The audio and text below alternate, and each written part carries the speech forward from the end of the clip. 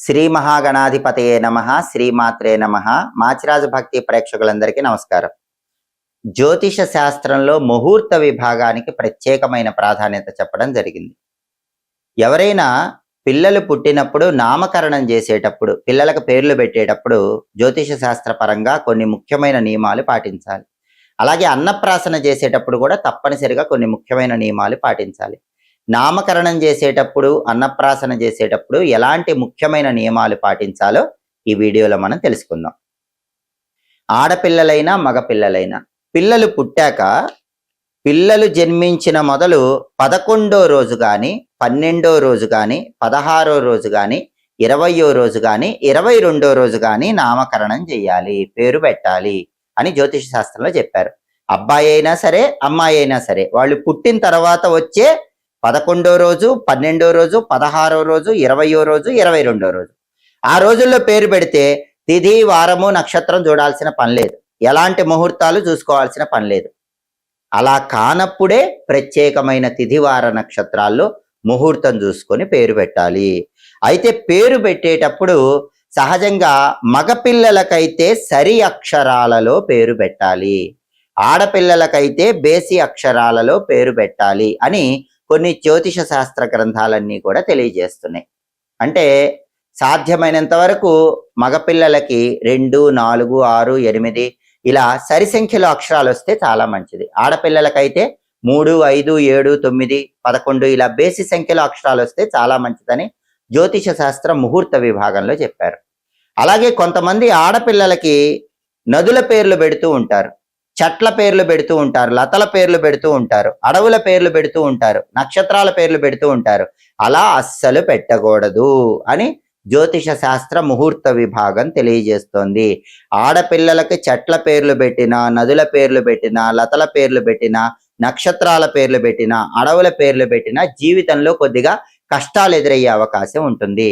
అలాగే ప్రధానంగా గుర్తుపెట్టుకోవాల్సిన ఇంకొక విషయం ఏంటంటే, ఆడపిల్లలకు పేరు పెట్టేటప్పుడు చివర లకారం రాకూడదు. అంటే చివర లా అనే అక్షరం ఆడపిల్లలకి పేరులో రాకూడదని జ్యోతిష శాస్త్ర ముహూర్త విభాగంలో చెప్పారు. దానివల్ల కూడా అనేక రకాలైన సమస్యలు ఆడపిల్లలకు వచ్చే అవకాశం ఉంటుంది. అలాగే పిల్లలకు పేరు పెట్టేటప్పుడు సహజ సిద్ధంగా వాళ్ళ వంశంలో పూర్వీకుల పేర్లు పెట్టినా, దేవతల పేర్లు పెట్టినా, మహర్షుల పేర్లు పెట్టినా వాళ్ళకి తొందరగా సత్కీర్తి, మంచి పేరు ప్రతిష్టలు, ధనలాభం కలుగుతాయని కూడా జ్యోతిష శాస్త్ర ముహూర్త విభాగంలో చెప్పారు. అదేవిధంగా కీర్తి ప్రతిష్టలు కావాలంటే మగపిల్లలకి 2 అక్షరాల పేర్లు పెట్టాలి, మగపిల్లలకు ఆయుష్ బాగుండాలంటే 4 అక్షరాల పేర్లు పెట్టాలని కూడా ముహూర్త విభాగంలో చెప్పారు. అలాగే ఎప్పుడైనా సరే నామకరణం చేయటం అనేది రాత్రి సమయంలో చేయకూడదు, పగలు మాత్రమే చేయాలి. గురుమౌఢ్యమి, శుక్రమౌఢ్యమి ఉన్నప్పుడు కూడా నామకరణం చేయకూడదు. నామకరణం చేసేటప్పుడు తారాబలం చూసుకొని చేయాలి. అంటే జన్మ నక్షత్రం నుంచి లెక్క పెట్టినప్పుడు వచ్చే 2, 4, 6, 8, 9 నక్షత్రాలు ఉన్న రోజుల్లో పేరు పెడితే మంచిది. కొన్ని ప్రత్యేకమైన వారాలు, నక్షత్రాలు, తిథులు కూడా పేరు పెట్టడానికి జ్యోతిష శాస్త్రంలో చెప్పారు. వాటిని మనం పరిశీలిస్తే ఎప్పుడైనా సోమవారం, బుధవారం, గురువారం, శుక్రవారం పిల్లలకు పేరు పెట్టడానికి మంచి వారాలు. తిథుల పరంగా విధియ, తదియ, పంచమి, సప్తమి, దశమి, ఏకాదశి, త్రయోదశి తిథులు మంచివి.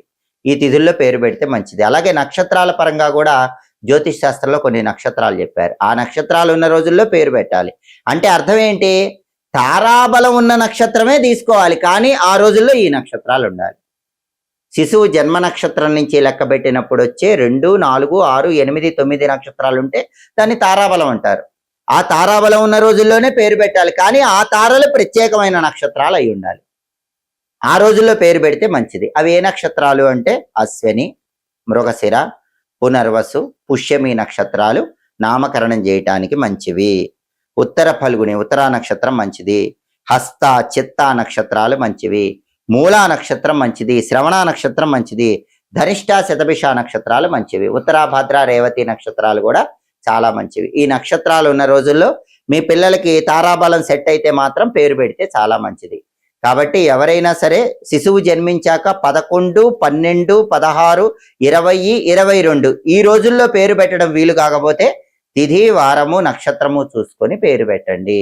అప్పుడు అనుకూల ఫలితాలు కలుగుతాయి. నామకరణం వల్ల విశేషమైన శుభ ఫలితాలను అందిపుచ్చుకోవచ్చు. అలాగే అన్నప్రాసన కూడా జ్యోతిష శాస్త్రం ముహూర్త విభాగంలో ప్రత్యేకమైన ప్రాధాన్యత చెప్పారు. అన్నప్రాసన ఎప్పుడు చేయాలి? అన్నప్రాసన అంటే శిశువుకు మొదటిసారి అన్నం తినిపించడం. దీన్నే నవాన్న ప్రాసనం అని కూడా అంటారు. ఈ అన్నప్రాసన అనేది మగపిల్లలకైతే 6, 8, 10, 12 నెలల్లో చేస్తారు. ఆడపిల్లలకైతే 5, 7, 9, 11 నెలల్లో చేస్తారని జ్యోతిష శాస్త్రంలో చెప్పారు. మగపిల్లలకి 6వ నెల 6వ రోజు, ఆడపిల్లలకి 5వ నెల 5వ రోజు అన్నప్రాసన చేస్తే ఎలాంటి ముహూర్తాలు చూసుకోవాల్సిన అవసరం లేదు. అలా ఆడపిల్లలకి మగపిల్లలకి ఇలా ప్రత్యేకమైన రోజుల్లో, అంటే మగపిల్లవాడికి 6వ నెల 6వ రోజు, ఆడపిల్లకి 5వ నెల 5వ రోజు అన్నప్రాసన చేయటం వీలు కాకపోతే అప్పుడు తిథి, వారము, నక్షత్రము చూసుకొని అన్నప్రాసన చేయాలని జ్యోతిష శాస్త్ర గ్రంథాల్లో చెప్పారు. అన్నప్రాసన చేసేటప్పుడు తండ్రి గాని, తాత గాని, మేనమామ గాని ఎవరైనా సరే అన్నప్రాసన చేయవచ్చని కూడా జ్యోతిష శాస్త్ర గ్రంథాల్లో చెప్పారు.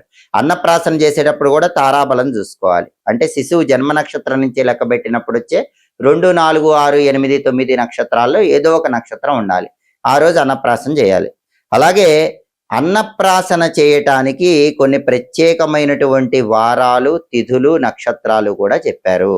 సోమవారం, బుధవారం, గురువారం, శుక్రవారం వారాల పరంగా అన్నప్రాసనకి ఇవి మంచివి. తిథుల పరంగా విదియ, తదియ, పంచమి, సప్తమి, దశమి, త్రయోదశి తిథులు మంచివి. నక్షత్రాల పరంగా అశ్విని, మృగశిర, పునర్వసు, పుష్యమి మంచివి. హస్త, స్వాతి నక్షత్రాలు మంచివి. అనురాధ, శ్రవణ నక్షత్రాలు మంచివి. ధనిష్ట, శతభిష నక్షత్రాలు కూడా అన్నప్రాసనకు మంచివి. ఉత్తరాత్రయము కూడా అన్నప్రాసనకు మంచిది. ఉత్తరాత్రయం అంటే ఉత్తరాషాఢ, ఉత్తర ఫల్గుణి, ఉత్తరాభాద్ర ఈ 3 నక్షత్రాలు కలిపితే ఉత్తరాత్రయం అంటారు. ఈ 3 నక్షత్రాల త్రయము కూడా అన్నప్రాసనకు మంచి నక్షత్రాలే. ఈ తిథుల్లో, ఈ వారాల్లో, ఈ నక్షత్రాల్లో అన్నప్రాసన చేయటం వల్ల శిశువుకు విశేషమైన ప్రయోజనాలు చేకూరతాయి. అన్నప్రాసన చేసే రోజు పెరుగు, తేనె, నెయ్యి, అన్నము కలిపిన మిశ్రమం పెట్టాలి. అన్నం అంటే కేవలం అన్నం కాదు, అన్నంలో పెరుగు, తేనె, నెయ్యి వీటిని కలిపి అన్నప్రాసన చేయాలి. అన్నప్రాసన వల్ల శిశువుకి బలం చేకూరుతుందని, ఆయుష్ కలుగుతుందని, అంతఃకరణ శుద్ధి కలుగుతుందని శాస్త్రవచనం. కాబట్టి పిల్లలకు పేరు పెట్టేటప్పుడు, అన్నప్రాసన చేసేటప్పుడు ఈ ముఖ్యమైన నియమాలు జ్యోతిష శాస్త్రం ముహూర్త విభాగం పరంగా ఆచరించండి. సమస్త శుభ ఫలితాలను సిద్ధింపజేసుకోండి. పురాణాల పరంగా ఎటువంటి దానాలు నిర్వహిస్తే అద్భుత ఫలితాలు కలుగుతాయో, పురాణాలలో దాగి ఉన్న రహస్యాలేంటో తెలుసుకోవాలనుకుంటున్నారా? అయితే మాచిరాజ్ భక్తి ఛానల్ తప్పకుండా చూడండి. అలాగే జ్యోతిష శాస్త్ర ప్రామాణిక గ్రంథాల ప్రకారం అన్నప్రాసన, అక్షరాభ్యాసం, నామకరణం, సీమంతం వీటిని ఎటువంటి తిథుల్లో, వారాల్లో, నక్షత్రాల్లో నిర్వహిస్తే అద్భుత ఫలితాలు కలుగుతాయో తెలుసుకోవాలనుకుంటున్నారా? కొత్తగా ఎప్పుడు ఉద్యోగంలో చేరాలి, కొత్తగా ఎప్పుడు వ్యాపారాలు ప్రారంభించాలి, ఏ ముఖ్యమైన కార్యక్రమమైనా జ్యోతిష శాస్త్ర ముహూర్త విభాగాన్ని అనుసరించి ఎప్పుడు చేయాలి, ఈ విషయాలన్నీ తెలుసుకోవాలనుకుంటున్నారా? అయితే మాచిరాజ్ భక్తి ఛానల్ తప్పకుండా చూడండి. పండుగల సందర్భంగా ఎలాంటి విధి విధానాలు ఆచరిస్తే సమస్త శుభ ఫలితాలు కలుగుతాయో తెలుసుకోవాలనుకుంటున్నారా? మాచిరాజ్ భక్తి ఛానల్ చూడండి. మన భారతీయ సనాతన సంస్కృతి సంప్రదాయాల్లో పూజల్లో దాగి ఉన్న పరమార్థం, జపాల్లో దాగి ఉన్న పరమార్థం, వీటన్నిటిలో ఉన్న ఆధ్యాత్మిక రహస్యాలు తెలుసుకోవాలనుకుంటున్నారా?